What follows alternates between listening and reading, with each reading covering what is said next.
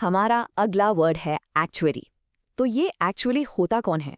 Simple शब्दों में ये वो बिजनेस प्रोफेशनल हैं जो रिस्क और अनसर्टेनिटी यानी जोखिम और अनिश्चितता को मैनेज करते हैं। सोच के देखिए, ये ऐसे एक्सपर्ट्स हैं जो मैथ और स्टैट्स का यूज करके अंदाजा लगाते हैं कि फ्यूचर में किसी कंपनी को कितना फाइनेंशियल लॉस हो सकता है। ये बहुत ही इंपॉर्टेंट रोल है ना?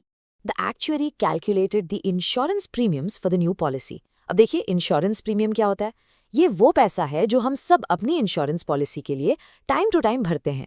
तो ये प्रीमियम कितना होगा, ये डिसाइड कौन करता है? वही एक actuary.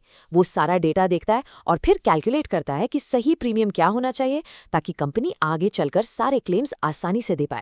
An actuary plays a crucial role in assessing financial risk for major companies. बिल्कुल, मतलब बड़ी बड़ी कंपनीज के लिए एक एक्चुअरी का रोल बहुत ही क्रूशल यानी जरूरी होता है। वो कंपनी को आने वाले फाइनेंशियल रिस्क के बारे में पहले से बताते हैं। एक तरह से वो कंपनी को गाइड करते हैं कि कौन से बिजनेस डिसीजंस लेने चाहिए और किन से बचना चाहिए।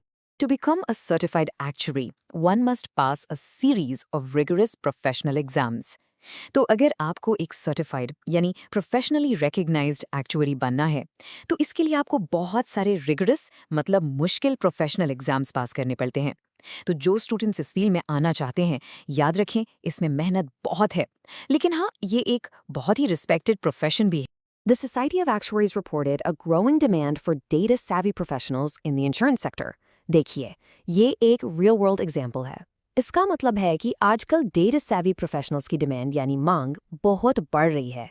डेटा savvy का मतलब है जिसे डेटा को समझना और उसे एनालाइज करना अच्छे से आता हो। इससे साफ है कि इस करियर में फ्यूचर बहुत ब्राइट है। चलिए, इस वर्ड को थोड़ा और अच्छे से समझते हैं इसके सिनोनिम्स और एंटोनिम्स के थ्रू।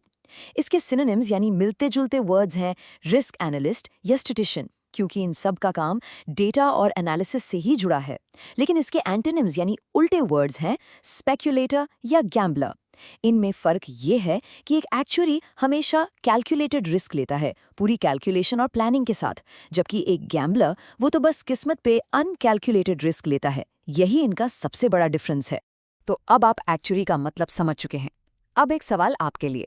हमने इंश्योरेंस की तो बात कर ली, लेकिन इसके अलावा और कौन सी इंडस्ट्रीज हो सकती हैं जहां एक एक्चुअरी की स्किल्स बहुत ज़रूरी हैं?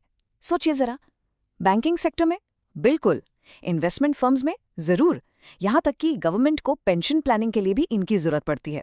बेसिकली जहाँ भी फ्यूचर के फाइनेंशियल रिस्क को मैनेज करना है, वहाँ इनकी ज़रूरत है। काफ़ी इंटरेस्टिंग है।